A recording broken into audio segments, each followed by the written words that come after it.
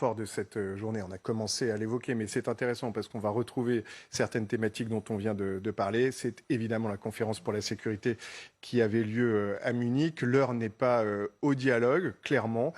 C'est ce que Emmanuel Macron a dit.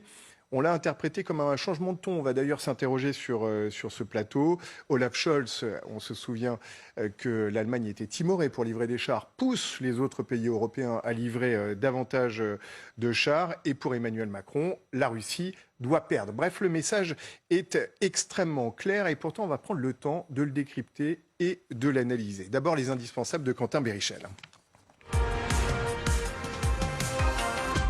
Bonsoir Quentin. Bonsoir Emmanuel, bonsoir à tous. Alors, l'Ukraine rencontre des difficultés sur le champ de bataille. Évidemment, l'Occident se réunit aujourd'hui. La question de la paix a été évoquée et Emmanuel Macron a mis les pieds dans le plat.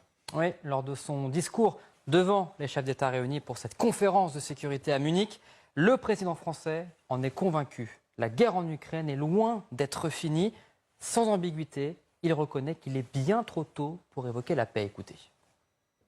L'heure n'est pas au dialogue parce que nous avons une Russie qui a choisi la guerre, qui a choisi d'intensifier la guerre. Nous sommes prêts à un conflit prolongé. En d'autres termes, il faut donc continuer à livrer des armes à l'Ukraine, selon Emmanuel Macron, pour mettre le pays en position de force plus tard. Est-ce que l'OTAN est sur la même position? Alors presque, mais pas totalement. Le secrétaire général de l'OTAN, Jens Stoltenberg, par exemple, était présent à la conférence de Munich aujourd'hui et il estime, lui, que cette guerre finira bien par des négociations, mais il conditionne ces discussions. Écoutez. This war may end at the negotiating table, but we know that what happens around the negotiating table is totally dependent on the strength on the battlefield. So the only way to ensure a lasting, just peace in Ukraine is to give them military support today. Alors en effet, c'est un discours qui tranche un peu avec les dernières déclarations américaines de ces derniers jours. Oui, notamment les propos de Mark Milley, le chef d'état-major des armées américains. Pour les États-Unis, le moment du dialogue n'est peut-être pas si lointain. Nous sommes à des semaines du printemps, mais c'est une fenêtre qui tourne. Il y aura des opportunités à tout moment. Les États-Unis sont donc persuadés que la guerre en Ukraine ne trouvera pas d'issue sur le champ de bataille. Il sera presque impossible pour les Russes d'atteindre leurs objectifs par des moyens militaires, rappelle Mark Milley. Cela n'arrivera tout simplement pas. Il est également très difficile pour l'Ukraine cette année d'expulser les Russes de chaque centimètre carré de l'Ukraine occupée par la Russie. Les États-Unis renvoient donc dos à dos l'Ukraine et la Russie. Aucun des deux pays ne peut croire à la victoire finale, selon Mark Milley. Ils ont donc tout intérêt à négocier. Et on imagine que ce sont des propos qui exaspèrent l'Ukraine.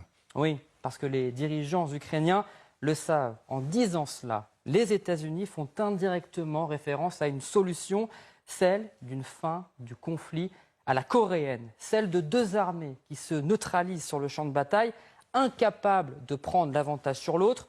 On en arriverait donc à un accord avec un front gelé, une zone démilitarisée entre les deux pays et donc un partage du territoire, une solution que l'Ukraine balaie d'un revers de main. L'Ukraine n'est pas la Corée. Il n'y aura pas de 38e parallèle ou autre, ni de scénario imposé de l'extérieur. Aucun changement n'est prévu. Les forces de défense ukrainiennes combattent, a déclaré encore il y a quelques jours Oleksiy Danilov, le secrétaire du Conseil de défense de sécurité nationale d'Ukraine. Et hier, Volodymyr Zelensky, le président ukrainien, a enfoncé le clou. Dans un entretien à la BBC, il l'a reprécisé. Tout compromis nous rendrait plus faibles en tant qu'État. Les armes modernes accélèrent la paix. Et côté russe, est-ce qu'on évoque ces négociations ces dernières heures? Pas du tout, Emmanuel. D'ailleurs, aujourd'hui, Vladimir Poutine, le président russe, recevait Alexandre Loukachenko, son homologue biélorusse. Et les deux dirigeants n'ont pas évoqué la paix ni l'opération spéciale en Ukraine, tout du moins devant les caméras. Merci beaucoup, Quentin. Pierre